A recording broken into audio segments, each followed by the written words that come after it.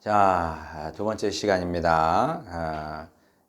출애굽기의 핵심 주제 중에 하나는 성막이라 그랬습니다. 그래서 이제 광야 생활을 하는 동안에 이스라엘 백성들이 광야 생활을 하는 동안에는 하나님께서 계속 이스라엘 백성과 그렇게 성막에 거하시면서 이스라엘 백성과 동행하셨다, 이렇게 얘기할 수 있겠습니다. 자, 그러다가 가나안 땅에 들어가죠, 이스라엘 백성이. 그리고 거기서 정착하며 살면서 상황이 이제 바뀌게 됩니다. 어떻게 바뀌게 되냐면 하나님은 성막에 거주하는 것에 대해서 큰 거부 반응이라는 거 없으셨어요. 왜냐하면 그게 이제 우리가 지난 시간에 사무엘하 7장을 읽었잖아요. 한 번 더 읽어보겠습니다. 사무엘하 7장 7절. 이스라엘 자손과 더불어 다니는 모든 곳에서 내가 내 백성 이스라엘 먹이라고 명령한 이스라엘 어느 지파들 가운데 하나에게 내가 말하기를, 12지파가 있잖아요. 근데 그 지파 어느 지파가 됐든 어느 지파에게도 내가 말한 적이 없다는 거예요. 뭐라고 말한 적이 없냐 하면 너희가 어찌하여 나를 위하여 백향목 집을 건축하지 아니하였느냐, 이런 요구를 하나님께서 하신 적이 없다는 겁니다. 하나님 필요 없으신 거죠, 말하자면. 그렇죠. 하나님께서 왜 필요하시겠습니까? 왜냐하면 이제 나중에 이제 솔로몬에게도 그런 말씀을 하십니다만은 하나님은 글쎄 우주보다 크신 분인데, 아니 우주보다 크신 하나님이 집이 왜 필요하겠습니까? 그렇죠? 사람이나 집이 필요한 거지. 말이 안 되네. 논리적으로 말이 안 되는 얘기입니다. 그러니까 하나님은 천막이 됐든 무슨 아무 관계 없어도 돼. 천막 없어도 되고요. 아무것도 없어도 되는 겁니다. 이스라엘 백성들이, 당신의 백성이 믿음만 지키면 되는 거죠. 자, 근데 이제 언제 이제 성전 건축에 대한 이야기가 나오게 되냐면 다윗이 먼저 자기가 살 궁을 건축하게 됩니다. 자, 그러고 나서 딱 보니까 자기는 화려한 궁에 살고 있는데 하나님의 처소는 자기가 봐도 초라하고 누추하거든요. 이건 아닌 것 같아. 이건 아닌 것 같다. 그래서 성전이 필요하지 않겠나, 이렇게 생각을 하게 된 겁니다. 자, 그래서 이제 다윗이 성전 건축을 이제 계획하게 되는데 하나님께서 이제 막으시죠. 이런저런 이유로 막으시고, 그리고 이제 솔로몬 때에 이르러서 이 계획이 이제 완성이 돼서 솔로몬 성전이 건축이 됩니다. 자, 그래서 이제 화려하게 지었죠. 성전을 화려하게 지었습니다. 하나님께서도 기뻐하셨습니다. 자, 그런데 하나님께서 그 성전의 화려함 때문에 기뻐하셨던 것은 절대로 아니죠. 절대로 아닙니다. 이제 하나님께서 그런 걸 원하실 리가 없잖아요. 저는 이제 그 유럽의 유명한 성당들 이렇게 몇 군데 가봤습니다만은 그 화려한 곳으로 치면 우리나라에 그렇게 유명하진 않습니다만 그 아헤너돔이라고, 이제 아헨이라는 도시가 있어요. 저 서쪽 끝에 그 독일과 네덜란드 국경 그 끝에 가면 이제 아헨 공대가 유명한데, 거기 아헨어 성당, 아헨 성당이라고 그러죠. 아헨 성당이 있는데 거기 가보면은 좀 화려합니다. 그 안에 들어가 보면 정말 이렇게 금을 발라놨어요. 금으로 이렇게 페인트 칠해 놓듯이 금으로 페인트 칠해가지고 참 화려하네. 그렇고 또 쾰르너돔, 쾰른 성당이라고 하죠. 쾰른 성당은 정말 규모가 어마어마하죠. 그래서 잊어버렸는데 거기 그 첨탑까지 걸어 올라가는데 한 30분, 40분 걸렸나? 그러니까 그게 얼마나 오래된 건물입니까? 그렇게 크게 이제 건물을 지었는데, 저는 그 화려한 성당, 또 그 그 웅장한 성당을 볼 때마다 그렇게 솔직히 기쁘지는 않더라고요. 몰라요. 하나님께서 기뻐하셨는지 뭐 그건 뭐 제가 어떻게 알겠어요. 근데 사실 하나님께 그런 건 별 필요 없거든요. 예. 아니 물론 이제 뭐 예배 드리는 사람이 많아. 예, 많아서 정말 10,000명이 들어갈 그 예배당이 필요해요. 그러면 또 지어야죠. 예. 제가 그걸 이제 교회가 크면 뭐 나쁘다 그런 얘기를 하는 건 절대로 아닙니다. 저는 뭐 대형 교회를 비난하고 뭐 작은 교회를 무시하고 다 문제라고 생각을 해요. 큰 교회는 큰 교회대로 또 사명이 있고 사역 할 수 있는 것이 있고 또 작은 교회는 작은 교회에 또 사명이 있는 거지. 뭐 큰 교회는 뭐 작은 교회 무시하고 또 작은 교회는 큰 교회 또 비판하고 그거 얼마나 우습습니까? 근데 이제 네, 성당은 이제 그런 용도로 쓰였다기보다는 이제 하나님께 영광 돌리기 위해서 그 크고 화려하게 지은 거거든요. 어떤 실용적인 목적이 아니라. 그래서 그런 거는 좀 그래요. 왜냐하면 일단 돈이 많이 들어가는 작업이고, 그럼 돈은 뭐 그냥 나옵니까? 그 세금 걷어서 짓는 거고, 또 높은 건물 짓다 보면 죽는 사람도 많고 당연한 거 아니겠습니까? 얼마나 많이 피를 뿌렸겠습니까? 그러면 그걸 하나님께서 기뻐하셨을까? 이제 개인적으로 이제 그런 생각을 합니다만은,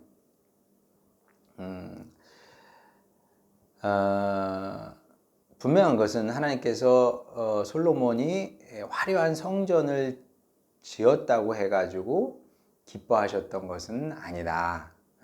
하나님은 우리의 마음을 받으시는 분이지, 아니 뭐 사람이야 환경이 좋으면 잠도 좀 잘 오고 그렇겠습니다만은 하나님은 아무 의미가 없거든요. 금발르면 하나님께서 뭐 좋아하시겠습니까? 금발라서 좋은 거는 후세인 이런 사람 독재잖아. 금발라 놓고 좋아하는 거지. 하나님께서 그러실 리가 없거든요. 자, 그리고 이제 하나님께서 그 성전을 어쨌든 받으셨어요. 그리고 이제 뭐 화려하고 웅장한 거 뭐 이런 게 크게 중요하지 않았던, 하나님께 중요하지 않았던 또 다른 증거는 무엇이냐면, 성경을 연구하는, 구약을 연구하는 학자들에 의하면 성막과 성전의 기본 설계는 같다고 그럽니다. 그러니까 이제 성막의 내용을, 그러니까 이제 어떻게 해야 되나, 껍데기만 바꾸는 거예요. 껍데기만. 그러니까 이전에는 천막이었다면, 천으로 하나님의 집을 만들었다면, 이제 그 천막을 걷어내고 거기를 이제 말하자면 요즘식으로 말하면 이제 슬라브 치고 뭐 이렇게 건물로 이제 만들었을 뿐이지, 뭐 특별하게 뭐 이렇게 엄청나게 많이 달라진 것은 없다. 자, 그러면 이제 하나님께서 그 성전 건축을 이제 허락하신 이제 이유는 무엇이냐면 이제 두 가지입니다. 하나는 마음을 받으신 거죠. 다윗과 솔로몬의 마음을 받으신 겁니다. 그래, 너희들 마음이 그렇다면 그럼 그렇게 해라. 이렇게 하신 거죠. 그래서 저는 이제 그런 거 보면서도 우리도 신앙생활을 그렇게 했으면 좋겠다. 이제 그런 생각이 듭니다. 그러니까 뭐 이 동기가 아름다워야죠. 그러니까 내가 뭐 교회에 사역을 하든 아니면 헌금을 하든 뭘 하든 간에 마음이 동해서 이걸 해야지, 다른 의도를 가지고 내가 교회에서 인정을 받고 싶고 뭐 이래서 하는 거는 좀 그렇죠. 어쨌든 하나님께서 그 마음을 받으신 것이고 그게 첫 번째 이유고요. 두 번째 이유는 뭐냐면 당신 백성이 이제 약속의 땅에 정착을 했습니다. 이제 움직이지 않아요. 약속의 땅을 받은 겁니다. 그러면 이스라엘 백성들이 거기 계속 정착해서 살 거 아닙니까? 그러니까 하나님도 정착지가 필요했던 거죠. 그리고 그 정착지를 시온산의 시온산은 이제 예루살렘이죠. 시온산의 성전으로 결정이 된 겁니다. 그래서 이제 이제 신약에 와서도 보게 되면 이제 우리는 그렇게 생각을 해요. 자꾸 이제 성전을 비판을 하려고 그럽니다. 이제 유대 종교의 잔재라고 생각을 하는데 절대 그러면 안 됩니다. 왜냐하면 신약에 와도 성전을 비판하지는 않아요. 성전을 뭘 비판을 합니까? 성전이 뭐가 잘못이어서? 예수님께서 성전을 비판하시지는 않았습니다. 그럼 마치 돈이 나쁘다고 할 수는 없잖아요. 그렇죠? 자본주의 시스템은 조금 비판거리가 있을 수도 있습니다만은 또 돈이 잘못은 아니에요. 돈이 무슨 죄가 있어요? 돈을 쓰는 돈을 향한 사람의 마음이 문제인 거지 돈은 아무 문제가 없는 겁니다. 하물며 돈도 잘못이 없는데 성전이 왜 잘못이 있겠습니까? 하나님께서 애초에 거기에 거하시면서 이스라엘 백성을 다스리고 함께 하시길 원한 장소인데 성전은 잘못이 없습니다. 근데 하나님께서 이제 성전을 떠나실 수밖에 없는 이유는 무엇이었냐면 이제 주님의 영광이 성전을 떠나잖아요. 이제 그 이스라엘 백성들이 포로가 되면서 끌려가면서 하나님의 영광이 떠났다고 이제 에스겔이 말씀하고 있는데 두 가지 이유를 들 수가 있습니다. 첫째는 뭐냐면 이스라엘 백성들이 하나님과의 언약 관계를 끊어버렸기 때문에 그러니까 하나님께서 더 이상 이스라엘 백성 중에 거하실 수 없는 그런 현실적인 문제가 있었던 거죠. 성전이 잘못이 아니고 성전은 아무 잘못이 없습니다. 이스라엘 백성들이 신실성을 끊어버린 게 그게 문제였고 그리고 그렇다고 해서 하나님의 언약이 파기되는 건 아닙니다. 하나님의 언약은 계속 지속이 되는 거예요. 그러니까 이제 이제 구약에서 이제 호세아서가 분명히 말씀하고 있죠. 이제 그 고멜이 아무리 그 행음을 해도 음행을 해도 호세아가 가서 데리고 오지 않습니까? 마찬가지로 그게 이제 이스라엘 백성, 죄 지은 이스라엘 백성을 향한 하나님의 마음인 거거든요.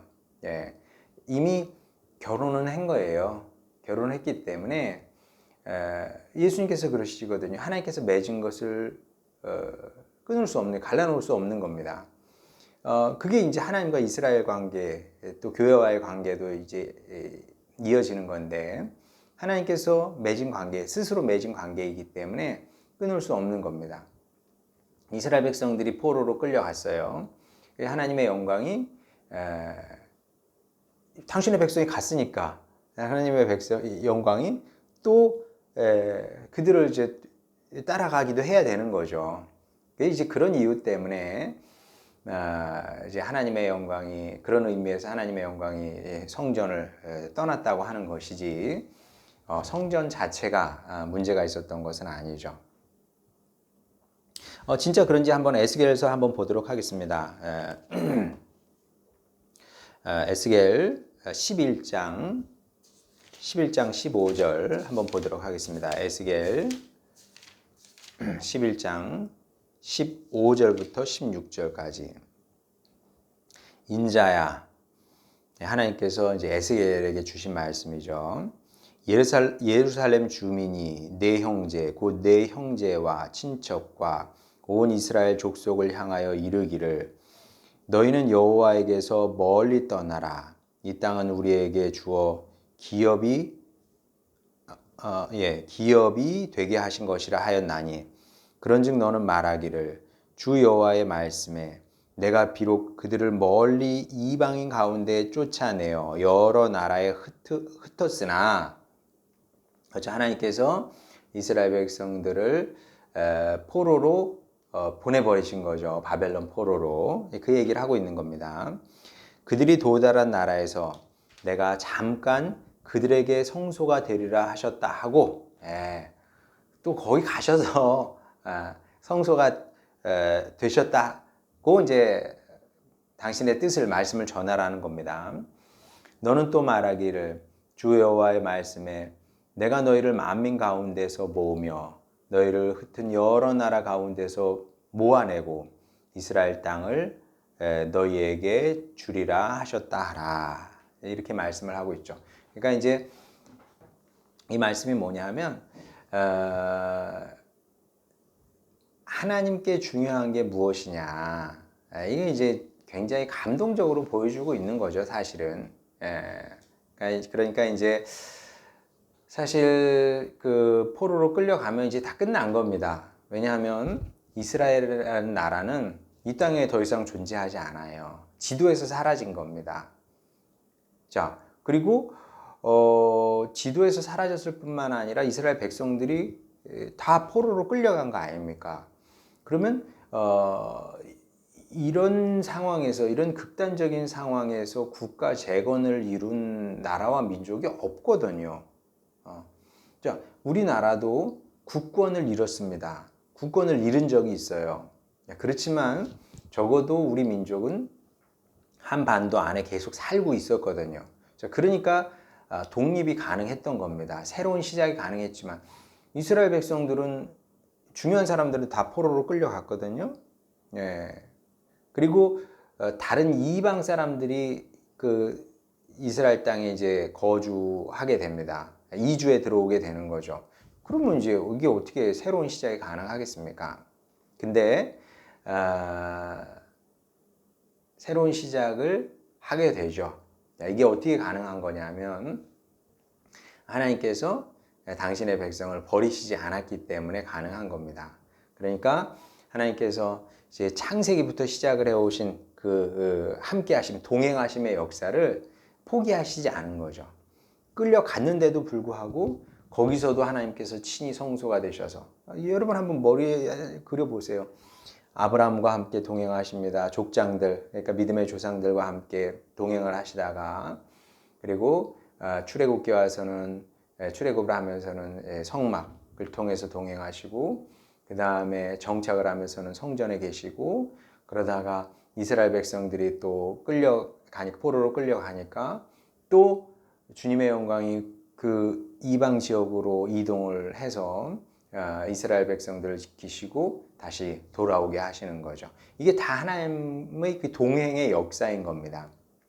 그렇게 구약 내내 이제 하나님의 영광이 이스라엘 백성과 함께하고 또 이스라엘에게 하나님은 함께하시는 주님, 보호하시는 주님, 도우시는 주님, 구원하시는 주님, 그리고 약속을 폐하시지 않는 그런 주님으로 하나님으로 기억되죠. 그리고 나서 이제 신약 시대가 열리게 됩니다. 자, 그러면 이제 신약에서는 구약에서는 이제 분명합니다.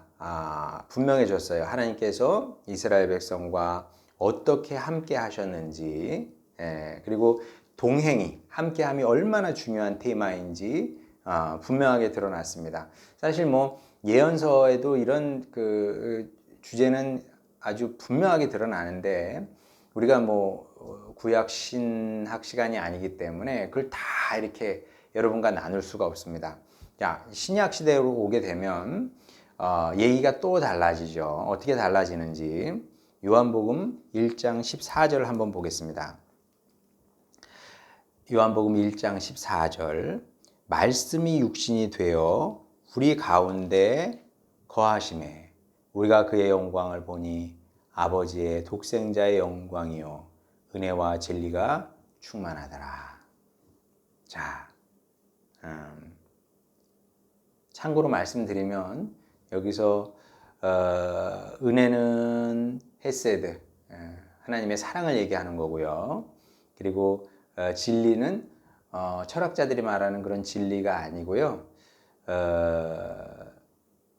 그 영어로 하면 faithfulness를 얘기합니다. 그러니까 참됨, 진실함인 거죠. 그러니까 예수님을 딱 보니까 아버지 하나님의 사랑을 보는 것 같아요. 아니, 그 아버지 사랑이 보이는 겁니다. 그게 이제 은혜고, 진리는 뭐냐면, 야, 하나님께서 이렇게 약속을 지키시네. 하나님은 진짜 거짓말 안 하시네. 이런 얘기입니다. 그러니까 이제 철학적으로 요한복음을 자꾸 이제 그리스 철학을 가져와서 해석을 하려고 그래요. 그러면 10중 8구 이상해집니다. 그런 얘기 아니고요. 근데 요한복음 14장에서 이제 오늘 우리에게 중요한 것은 무엇이냐면 말씀이 육신이 되어 이제 하나님이 사람이 되신 거죠. 우리 가운데 거하심에 거하시는 거 나오죠. 예. 샤칸이에요, 샤칸. 예.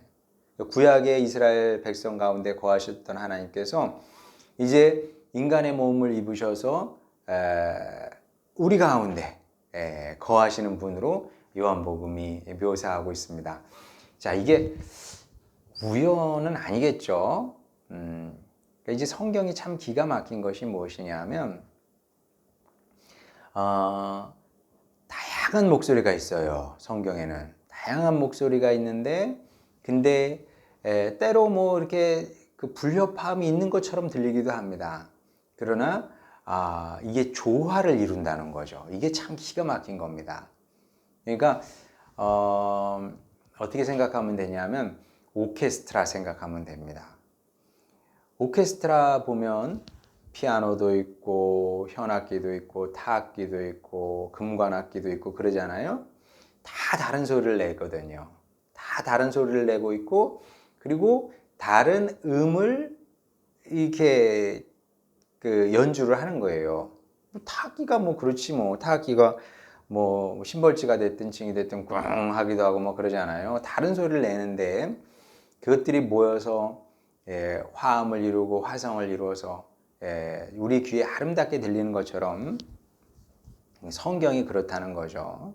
그래서 요한복음 1장 14절에서도 놀랍게도 우리 가운데 거하심에 대해서 이제 말씀하고 있다는 겁니다. 그리고 이제 여기서 이 거하신다는 거하셨다는 이제 여기서는 이제 그리스 동사죠. 그리스도가 정말 재미있는 것이 무엇이냐면 스케노라는 동사거든요. 스케노가 히브리어로 바꾸면 샤칸이 됩니다. 샤칸, 텐트를 치다예요. 이거 참 재밌지 않습니까?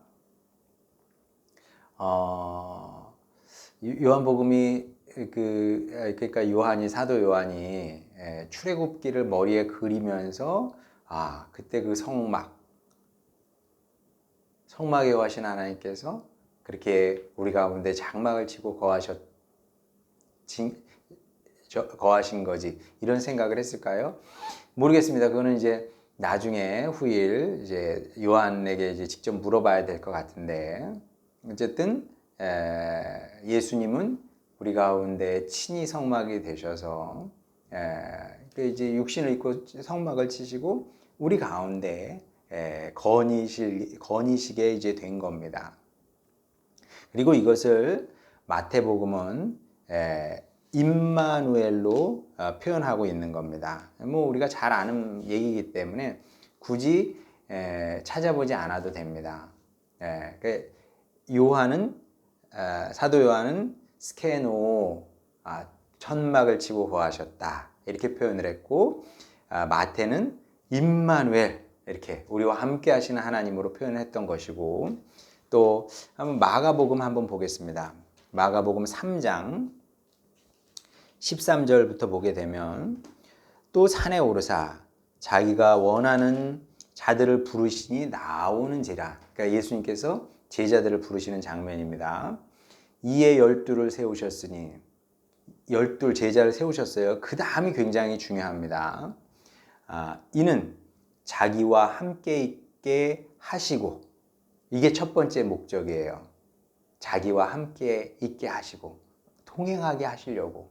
그러니까 예수님께서 제자들을 부르신 첫 번째 목적은 뭐냐면 뭘 시키려고 하는 것이 아니라 뭐 사명을 주고 뭐 어떤 대단한 일을 어떤 큰 일을 위임하고 이런 것도 있어요. 없는 건 아닙니다. 있죠. 예수님께서 제자들을 부르셔서 그 베드로를 부르시고 내가 너를 이제 사람을 낚는 어부로 만들겠다 그러시지 않습니까? 이런 측면이 있습니다만은 첫 번째 목적은 무엇이냐면 함께 하시기 위해서, 동행하시기 위해서.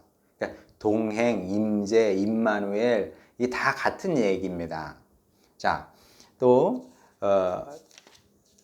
결국 이제 마태복음도 마찬가지입니다.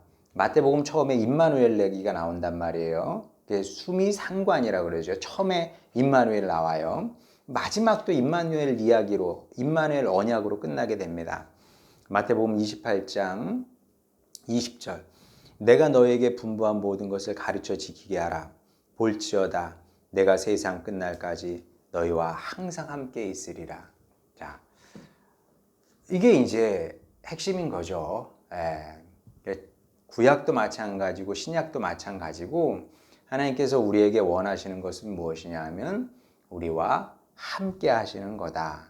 그리고 이것이 우리의 정체성입니다. 나는 누구예요? 하나님과 동행하는 사람. 하나님께서 나와 동행하는 사람. 그리고 이게 신앙생활의 본질이고 핵심이다. 그러니까 이걸 떠나면 누구나 타락할 수가 있는 겁니다. 특히 남자들 같은 경우는 일을 이루고 싶거든요. 교회 막 크게 하고 싶어. 교회 건축해가지고 내 이름을 내고 싶어. 이런 욕망이 돌거든요. 다 부질없는 거예요. 그런 것들이. 왜냐하면 주님과 동행하면서 주님께서 인도하시면 그걸 할 수가 해도 돼요. 그러나 주님과 동행이 주님과 함께함이 없는 상태에서 뭘 한다는 것은 대단히 위험한 일이다. 그리고 뭐 성경 전체가 에녹 때부터 하나님과 동행하더니 이 땅에 있지 않더라 그러잖아요. 그때부터 쭉 이어져 오는 하나님께서 가장 소중하게 생각하는 거죠. 하나님께서 가장 소중하게 생각하시는 것은 성도와 교회이고 성도와 교회와 동행하심으로 하나님은 우리의 하나님이 되는 것이고 또 우리는 주님의 백성과 자녀가 되는 것이고 그렇다는 겁니다. 자, 그래서 이제 하나님께서 궁극적으로 원하시는 것이 뭐냐? 동행하시잖아요, 우리와. 그게 제일 하나님께 중요하다 그랬잖아요. 궁극적으로 원하시는 것이 무엇이냐? 그거는 세 번째 시간에 다루도록 하겠습니다.